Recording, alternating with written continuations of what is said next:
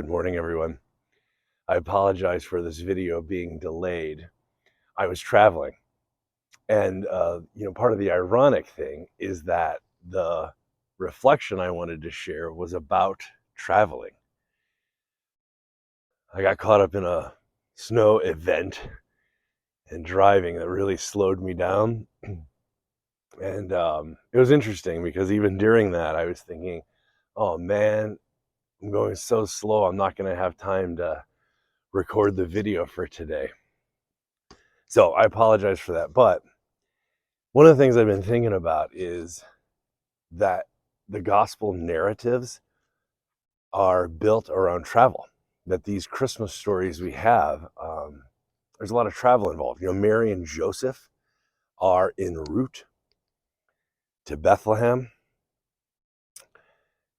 The wise men are en route from what we would call Persia. The shepherds are moving their flocks out in the pasture. And then to get away from the government threat, Mary and Joseph flee across the borders. They become immigrants for a time and head over to Egypt. It's amazing to me that travel is so central to the gospel stories that we have. And at Christmas time, and that we travel so much at Christmas time. It's sort of fitting. But there's another kind of travel, distance, that shows up later as a reflection to the gospel story. This weekend, we're actually going to be talking about a passage from Ephesians chapter 2 that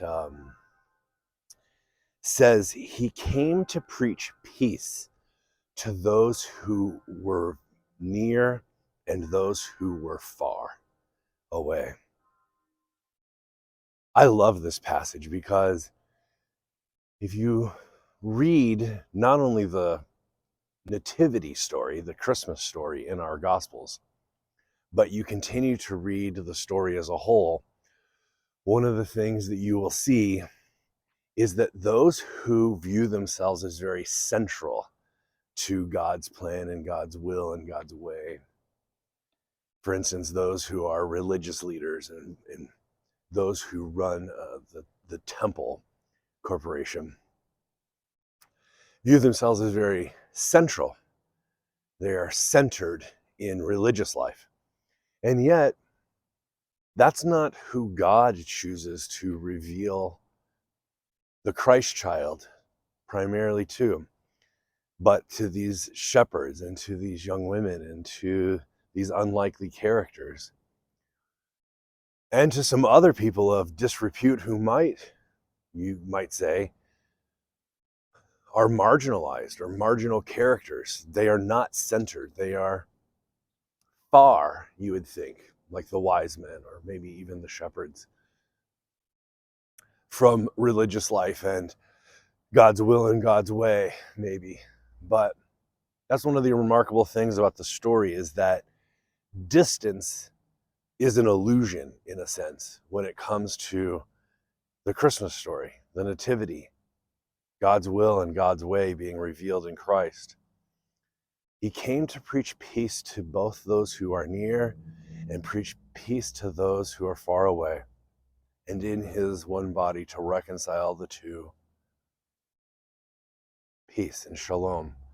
This Sunday, we'll light the peace candle. It's the second candle in the Advent wreath. And it's worth reflecting on that division, that distance of those who view themselves as very near to God and those who view themselves as very far away, that gap is closed in Christ. And that the offering, the invitation of God in Christ is to draw near and to be very central to the unfolding of the good news that is being revealed in this season. I hope that you are well this morning. I'm back now, and so the reflections will become daily. Thank you for watching this and for tuning in. You can comment, you can send questions, and we're going to be in conversation as this month goes on.